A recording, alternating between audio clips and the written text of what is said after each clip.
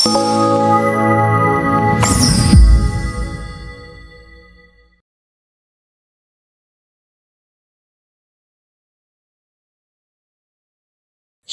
దర్శకత్వంలో 3 భారీ చిత్రాలు. దర్శకుడు శంకర్ అంటే బ్రహ్మాండం, బ్రహ్మాండం అంటే శంకర్ అనేలా ఆయన చిత్రాలు ఉంటాయి.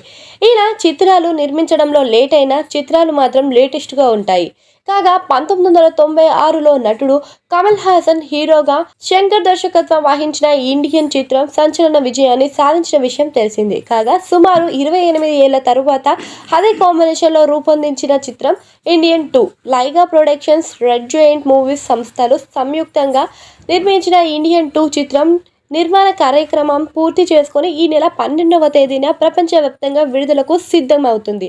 కాగా ఈ చిత్రం ప్రమోషన్లో బిజీగా ఉన్న దర్శకుడు శంకర్ ఒక భేటీలో తన తదుపరి చిత్రాల గురించి పేర్కొన్నారు. తదుపరి 3 భారీ కథ చిత్రాలు చేయబోతున్నట్లుగా చెప్పారు. అందులో ఒకటి చరిత్రాత్మక కథాంశంగా ఉంటుందని, మరొకటి జేమ్స్ బాండ్ తరహాలో సాగే కథ చిత్రం అని, ఇక మూడోది స్పై కథ చిత్రం అని ఉంటుందని చెప్పారు.